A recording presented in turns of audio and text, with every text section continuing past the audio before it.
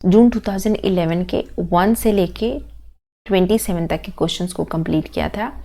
आज हम ये इकोनॉमिक्स के PYQs जो इसके आगे के क्वेश्चंस जो बचे हुए हैं वो सॉल्व करेंगे।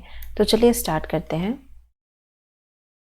28 क्वेश्चन है हमारा, स्क्यूनेस मेजर रिग्रेशन। तो स्क्यूनेस रिग्रेशन तो नहीं मेजर करता है। स्क्यूनेस क्या मेजर करता है कि जो हमारा कर्व है, ये नॉर्मल कर्व, ये नॉर्मल कर्व कितना वेरिएट करता है, यानी इसकी वेरिएशन वेरिएबिलिटी कितनी है, स्क्यूनेस उसको चेक करता है। क्या ये नॉर्मल कर्व यहाँ कितना फ्लैट है, फ्लैट नहीं, कितना ये लेफ्ट टेल्ड है, कितना ये राइट टेल्ड है, कितना ये स्क्यूड है, यानी कि इसका मीन मोड मीडियन किस हिसाब से है, वो उसको मेज़र करता है, ना कि रिग्रेशन को मेज़र करता है। तो हमारा असर्शन गलत हो गया। Kurtosis measure flatness at the top of the frequency. Kurtosis क्या मेजर करता है, हमारा ये जो कर्व का पीकनेस फ्लैटनेस है, ये सब मेजर करता है कि हमारा ये जो कर्व है ये कितना नॉर्मल कर्व से ऊपर है या कितना ये नीचे है, ये क्यूटोसिस उसको मेजर करता है। तो हमारा रीज़न करेक्ट है जबकि असर्शन गलत है। तो अगर हम कोड के हिसाब से देखें तो कोड में हमारा पहला कोड था कि अगर जो दोनों सही होगा, दोनों को एक्सप्लेन करता होगा, वो उसका फर्स्ट सही होगा। दूसरा क्या था, दोनों तो सही होंगे लेकिन दोनों एक्सप्लेन नहीं करते होंगे, तो बी को हम टिक करेंगे। तीसरा था कि पहला सही होगा दूसरा गलत होगा, तो सी। और चौथा था कि पहला गलत और तीसरा सही। तो अब यहाँ पे पहला गलत और दूसरा सही है, तो हमारा सी वाला ऑप्शन को हम चूज करेंगे। नेक्स्ट क्वेश्चन है हमारा, sex ratio is below 1000 in India. पूरे इंडिया की बात की जा रही है, तो पूरे इंडिया में सेक्स रेशियो 946 के आसपास चल रहा है। एक बार इसको देखना पड़ेगा, मैं बहुत नंबर में श्योर नहीं हूँ, लेकिन 1000 से नीचे है इसकी श्योरिटी है। तो हमारा पहला असर्शन तो सही है। सेक्स रेशियो इज अबव 1000 इन केरला, ये तो बिल्कुल भी गलत है। जबकि अगर स्टेट वाइज देखें तो बिहार में सेक्स रेशियो ज़्यादा है, केरला में नहीं है। तो हमारा ये रीज़न गलत हो जाएगा। तो इस हिसाब से भी कोड के हिसाब से हमारा ऑप्शन सी करेक्ट होगा। नेक्स्ट क्वेश्चन है हमारा, demand curve is vertical when elasticity of demand is zero. अगर इलास्टिसिटी ऑफ डिमांड जीरो हो जाता है तो हमारा डिमांड कर्व ऐसे हो जाता है, वर्टिकल हो जाता है। ये तो सही है। Marginal utility of a product is increasing. अगर हम मार्जिनल यूटिलिटी ऑफ प्रोडक्ट की बात करें तो marginal utility of product demand curve से रिलेटेड नहीं है। मार्जिनल यूटिलिटी ऑफ प्रोडक्ट ये इससे तो कंसर्न नहीं करती है, तो इसलिए हमारा पहला सही है और दूसरा गलत है, तो हम सी को ही करेक्ट कहेंगे। नेक्स्ट चलते हैं हम। अब देखिए, अब हमें इन कोड्स को यूज करके इसको अरेंज करना है कि कौन सा कब आया कब नहीं आया। अब इस कोड में कई सारे ऐसे क्वेश्चन हमें आगे देखने को मिलेंगे जिसमें ये कोड भी गलत है। तो चलिए देखते हैं। हमारा 31 क्वेश्चन है, an inquiry into the nature and cause of wealth of nation. तो ये तो सबको पता है, ये एडम स्मिथ की बुक है और ये 1976 में पब्लिश हुई थी। An inquiry into nature and cause of poverty of nation. अब देखिए, वेल्थ की जगह बस पॉवर्टी चेंज हुआ है। और ये बुक जो है ये मैंने बहुत ढूंढा और मुझे एक इसके वो जो राइटर हैं वो मैंने अमेज़ॉन पे देखा है इसको, कि डॉक्टर तारिक रियाज करके एक हैं जिन्होंने ये बुक लिखी हुई है। और ये अमेज़ॉन पे है बुक, लेकिन ये मैं बहुत श्योर नहीं हूँ कि ये किसने और मतलब कोई किसी और की भी है, ये मुझे नहीं पता। एक ये बुक है the general theory of employment interest and money. तो इसको किसने लिखा था, ये तो हमारे कीन्स की बुक है 1936।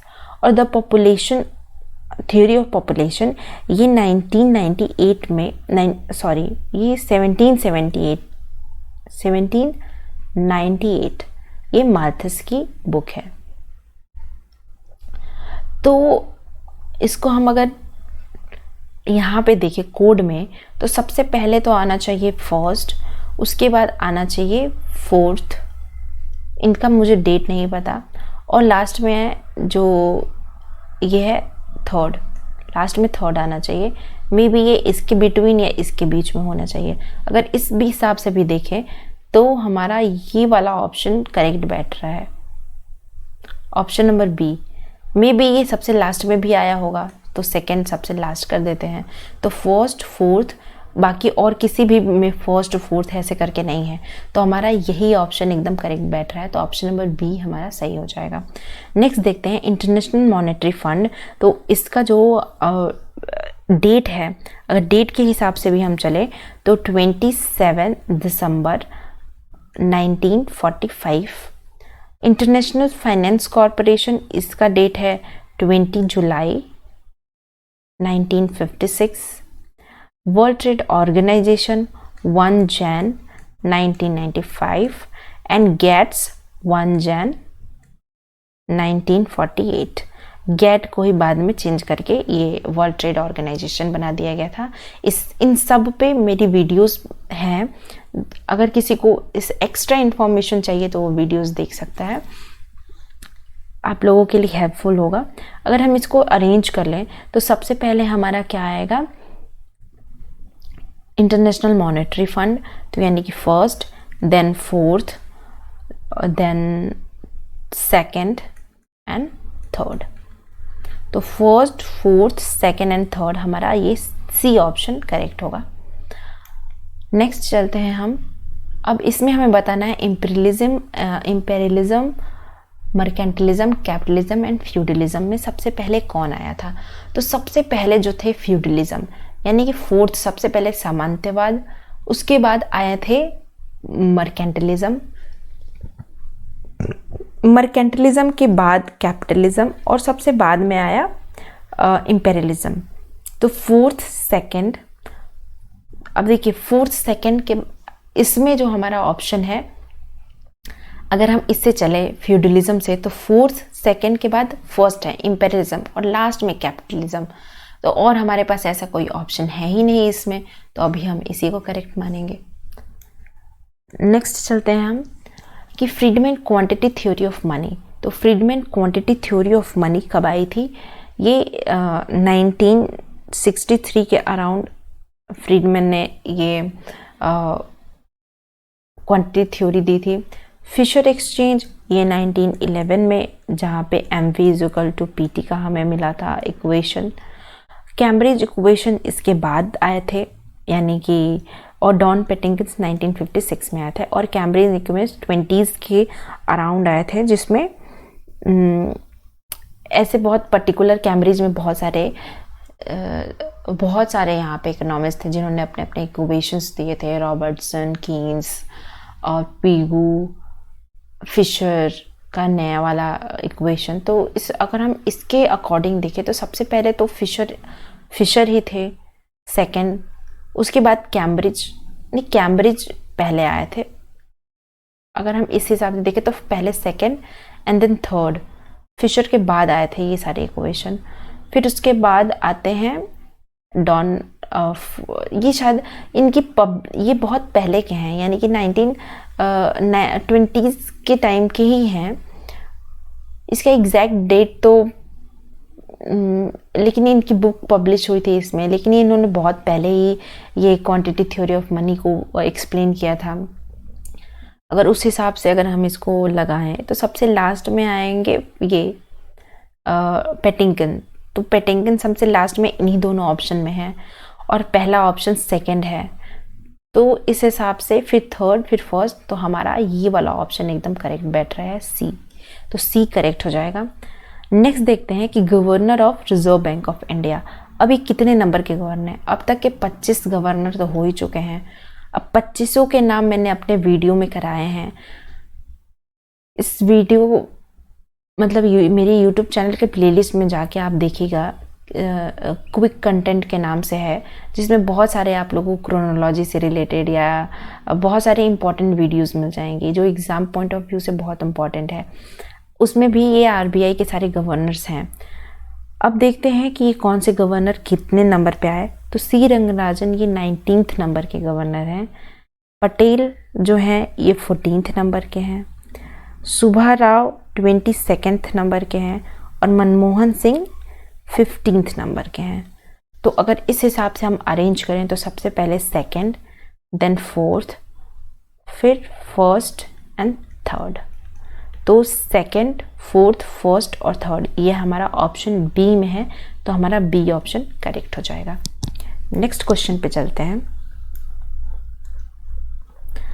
The term of the size of the economy. अगर साइज ऑफ इकोनॉमी की बात करें तो चाइना का सबसे बड़ा इकोनॉमी है, देन जापान, फिर यूएसए एंड फिर इंडिया। तो ऑप्शन नंबर फर्स्ट यहाँ पे करेक्ट होगा। 37 में देखिए, अब देखिए ये जो थर्ड और फोर्थ है ये दोनों को एचओन हेक्सचर एंड ओलिन ने ही दिया था। फैक्टर प्राइस इक्वलाइजेशन थ्योरम के नाम से भी जाते हैं इनको, और फैक्टर इंडाउमेंट थ्योरी के नाम से भी जानते हैं। तो अगर हम इन दोनों, ये दोनों तो एचओ ने ही दिया है, हेक्सचर ओलिन ने ही दिया है। और सेक्युलर डिटोरिएशन की बात करें तो इसको सबसे पहले आरजी हार्ट्रे ये इन्होंने दिया है, और कंपैरेटिव कॉस्ट डेविड रिकार्डो ने दिया है। अब ये इनका जो डेविड रिकार्डो का ईयर है वो है 1817, और ये जो हार्ट्रे हैं ये 1919 के टाइम्स में आए हैं। और ये एचओ का भी है 19, एक बुक हेक्सचर और ओलिन ने पब्लिश की थी 1933 में, और एक पब्लिश हुई थी 1919 में। तो अगर इस हिसाब से हम देखें तो सबसे पहले जो आते हैं वो है हमारे कंपैरेटिव कॉस्ट, तो सेकंड सबसे पहले आता है। तो दो में सेकंड है जो सबसे पहले है, और लास्ट में सेक्युलर डिटोरिएशन की थ्योरी आती है।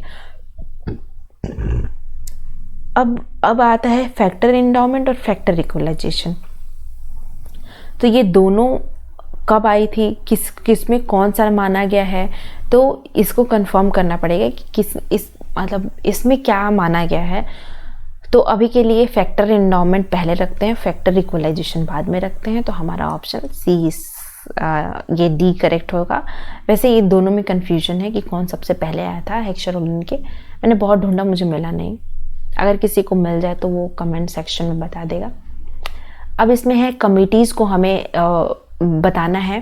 तो मैंने कमिटीज़ से भी रिलेटेड, टैक्स कमिटीज़ से भी रिलेटेड मैंने एक वीडियो कराया है, वो उसी प्लेलिस्ट में मिल जाएगा आपको। आप वो उसमें पूरा टैक्स है शुरू से लेके अभी तक, जीएसटी तक जितने भी टैक्सेशन आए हैं वो सब है उसमें। राज कमेटी टैक्सेशन ऑन वेल्थ, अभी मैं इससे रिलेटेड आपका क्वेश्चन भी आया था कि एग्रीकल्चरल वेल्थ एंड इनकम से रिलेटेड एक पिछले वीडियो में, इसी 2011 में ही हमने किया था इसको। तो ये 1972 में ये राज कमेटी ने अपना टैक्सेशन पे दिया हुआ है। उसके बाद चिलिया कमेटी आते हैं 1991 में। टैक्सेशन इंक्वायरी कमेटी, इनको हम 1971 taxation inquiry committee, direct tax पे इंक्वायरी था। और ये इनडायरेक्ट टैक्स, इसको झा कमेटी, इसको वांचू कमेटी भी बोलते हैं, और इसको इनडायरेक्ट टैक्स इंक्वायरी कमेटी को झा कमेटी भी बोलते हैं। और ये आया था 1977 में। अगर हम इसको अकॉर्डिंगली बैठा लें तो सबसे पहले थर्ड, देन फर्स्ट, फिर फोर्थ एंड फिर सेकंड। तो थर्ड, फर्स्ट, फोर्थ, सेकंड हमारा ऑप्शन नंबर बी में है, तो ये बी करेक्ट हो जाएगा। नेक्स्ट है हमारा ह्यूमन पॉवर्टी इंडेक्स। इसका टाइम पीरियड है 1997 है। HDI इंडेक्स 1990, PQLI 1979, और ये हेडकाउंट इंडेक्स, इसका मुझे पर्टिकुलर कोई ईयर तो नहीं मिला कि कब आया था। अगर हम इसके हिसाब से हम कोड को देखें तो सबसे पहले आया था PQLI third, headcount ratio I think सबसे पहले आया था, तो फोर्थ, फिर थर्ड, फिर उसके बाद ह्यूमन डेवलपमेंट इंडेक्स सेकंड, और उसके बाद आया था फर्स्ट, यानी कि HDI। तो फोर्थ, थर्ड, सेकंड, तो हमारा ये सी ऑप्शन मिल गया, तो सी हमारा करेक्ट होगा। नेक्स्ट आते हैं ग्लोबल फाइनेंशियल क्राइसिस। तो ये 2007 और 8 में था। ग्लोबलाइजेशन, अगर हम LPG की बात करें तो लिबरलाइजेशन, प्राइवेटाइजेशन एंड ग्लोबलाइजेशन, तो इसका ग्लोबलाइजेशन 1991 हम रखेंगे। ग्रेट डिप्रेशन का जो टाइम था वो 1929 और 30 था। और स्टैंडर्ड गोल्ड मैकेनिज्म जो इससे भी पहले था, यानी कि 1914 वर्ल्ड वॉर के बाद जब 1940 ये स्टैंडर्ड गोल्ड मैकेनिज्म को कैंसिल कर दिया गया 1972 के आसपास, लेकिन इसका टाइम पीरियड सबसे पहले था। तो अगर हम इसको कोड में रखें तो सबसे पहले 4th आएगा, उसके बाद ग्रेट डिप्रेशन यानी कि 3rd, उसके बाद हमारा है globalization and then financial crisis. तो 4th, 3rd, 2nd and 1st, तो ये हमें ऑप्शन मिल रहा है, तो हमारा ऑप्शन डी करेक्ट होगा। अब हम देखते हैं, अब हमें मैच द फॉलोइंग करना है, कोड भी हमें दिया हुआ है। अब कंज्यूमर सरप्लस किससे रिलेटेड होता है? तो कंज्यूमर सरप्लस एक प्रोग्रेसिव टैक्सेशन है। इस प्रोग्रेसिव टैक्सेशन क्या होता है? टैक्सेशन के कई सारे पार्ट होते हैं, डिग्रेसिव, प्रोग्रेसिव। तो एक तरह से हम कंज्यूमर सरप्लस को प्रोग्रेसिव, रिग्रेसिव, तो प्रोग्रेसिव टैक्सेशन में हम बांट सकते हैं। प्रोग्रेसिव टैक्सेशन का मतलब होता है जैसे जैसे इनकम बढ़ती है वैसे वैसे लोगों के टैक्सेस बढ़ जाते हैं।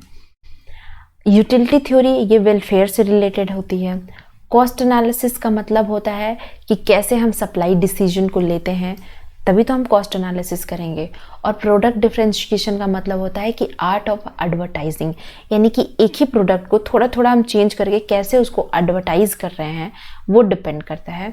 तो अगर हम इस तरह से कोड को मिला है तो पहले का तीसरा, दूसरे का चौथा, तीसरे का पहला और चौथे का दूसरा, 3rd, 4th, 1st and 2nd, तो ऑप्शन नंबर डी हमारा करेक्ट है।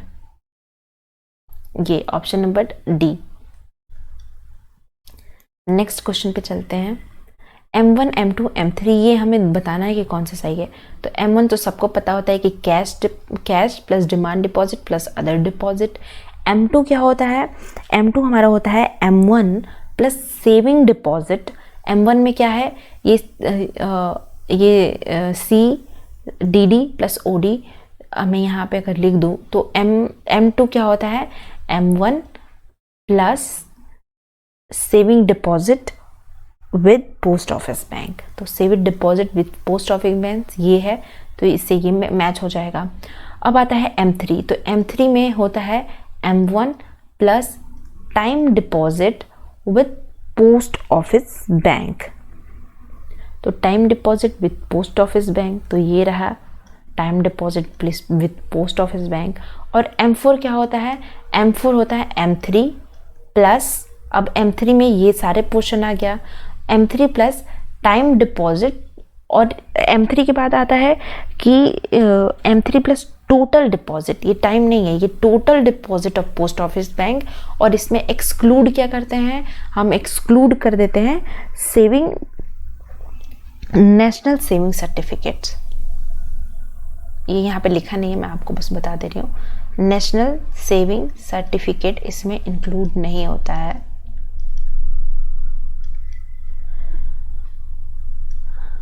यानी कि ये हमें M1 ऐसे करके नहीं लिखा हुआ है जिस तरह से हम पढ़ते हैं कि M3 is equal to M1 plus time deposit with post office bank, इस तरह से हमें नहीं दिया हुआ है, हमें इस तरह से। तो अगर हम इसको देखें तो फर्स्ट का हमारा सेकंड होगा, सेकंड का फर्स्ट, थर्ड का फोर्थ, फोर्थ का थर्ड, तो हमारा ऑप्शन नंबर बी करेक्ट है। नेक्स्ट क्वेश्चन पे चलते हैं हम।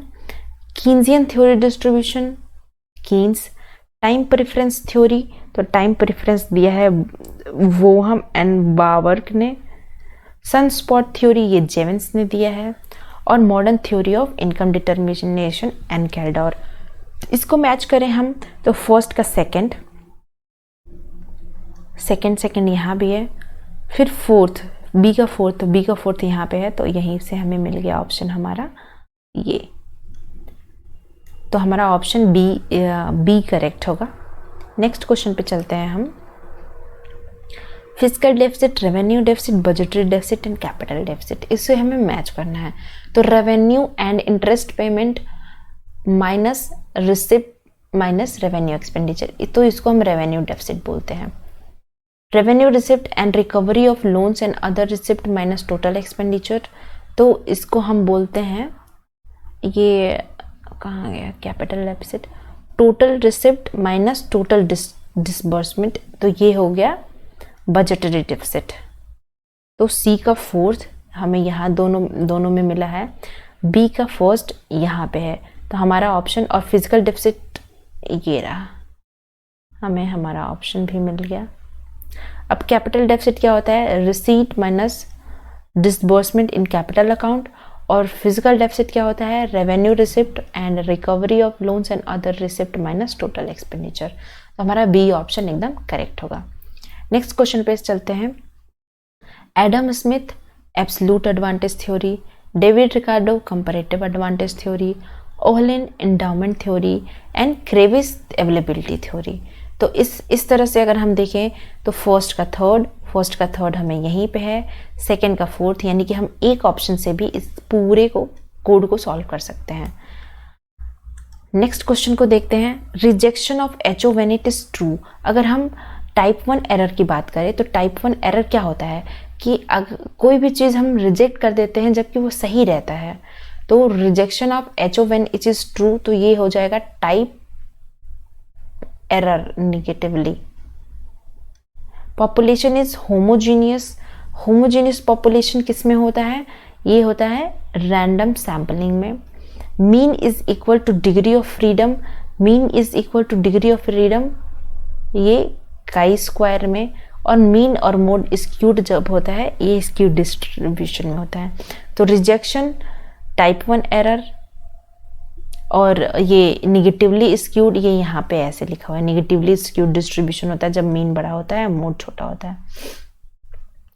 तो हमारा ऑप्शन फर्स्ट का सेकंड इन तीनों में है, फिर बी का फर्स्ट इसी में है, तो हमारा ऑप्शन ये सेकंड वाला मिल गया। नेक्स्ट क्वेश्चन पे चलते हैं हम। अब देखिए हमें एक पैसेज दिया हुआ है और उससे रिलेटेड हमें क्वेश्चन पूछेगा, तो ये मैं आप लोगों को देती हूँ होमवर्क। इसको आप पॉज करिएगा पहले वीडियो को, और उसके बाद आप ये पहले पैसेज पढ़ लीजिएगा। पैसेज पढ़ने के बाद यहाँ पे इसके क्वेश्चंस भी हैं, ये रहे क्वेश्चन। इस क्वेश्चन को आपको करना है।